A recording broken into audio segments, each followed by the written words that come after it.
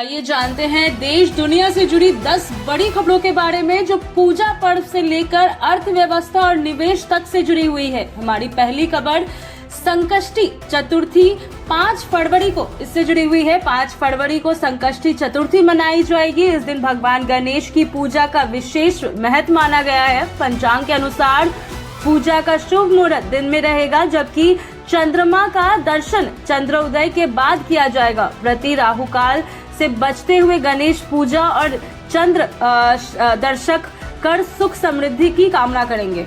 तो वहीं आगे बढ़ते हुए दूसरी खबर की ओर, जो सेशेल्स के राष्ट्रपति की भारत यात्रा से जुड़ी हुई है। सेशेल्स के राष्ट्रपति पैट्रिक हमीनी 5 फरवरी से 10 फरवरी तक भारत की 6 दिवसीय राजकीय यात्रा पर रहेंगी।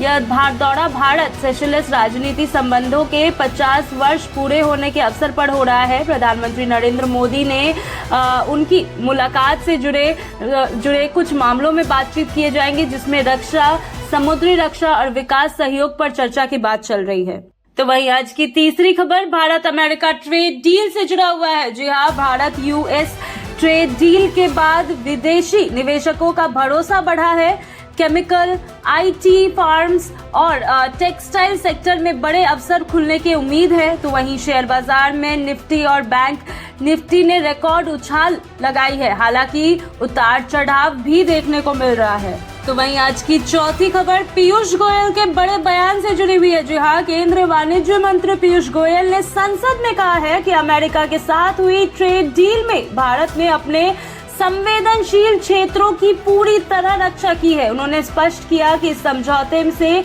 किसानों को कोई नुकसान नहीं होगा और दोनों देशों के हित का संतुलन रखा गया है। तो वही हमारी आज की 5वीं खबर, वेनेजुएला ऑयल से भारत को बड़ा फायदा। जी हाँ, एसबीआई रिसर्च ने ये दावा किया है कि यदि भारत रूस के बजाय वेनेजुएला से कच्चा तेल खरीदता है तो सालाना करीब 27,801 करोड़ रुपए की बचत हो सकती है।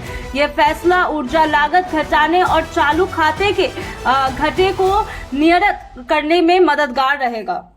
चलिए आगे बढ़ते हैं हमारी 6वीं खबर की ओर। जनवरी में सर्विस सेक्टर की मजबूत वापसी। जी हाँ, जनवरी में भारत के सर्विस सेक्टर में तेज सुधार दर्ज किया गया है। पीएमआई बढ़ाकर 58.5 पर पहुंच गया है, जो मजबूत ग्रोथ का संकेत देती है। तो वहीं मांग बढ़ने से कंपनियों ने भी भर्तियां शुरू की है और भविष्य को लेकर आशावाद दिखाई दे रहे हैं। तो वहीं आज की 7वीं खबर मुकेश अंबानी के बड़े बयान से जुड़ी हुई है। जी हाँ, रिलायंस चेयरमैन मुकेश अंबानी ने कहा है कि भारत में आने वाले समय में 100 नई रिलायंस जैसी कंपनियां बन सकती है। उन्होंने एआई को रोजगार का दुश्मन नहीं बल्कि अवसर बताया है। रिलायंस और ब्लैक रॉक की साझेदारी को निवेश के लिहाज से बड़ा कदम माना जा रहा है। वहीं आज की 8वीं खबर, नए एआई टूल से आईटी सेक्टर में हलचल। जी हाँ, एंथ्रोपिक के नए एआई टूल के लॉन्च से आईटी सेक्टर में भारी उतार चढ़ाव देखने को मिल रहा है। निफ्टी आईटी इंडेक्स 6% तक गिर चुका है। जी हाँ, करीब 2 लाख करोड़ रुपए का मार्केट कैप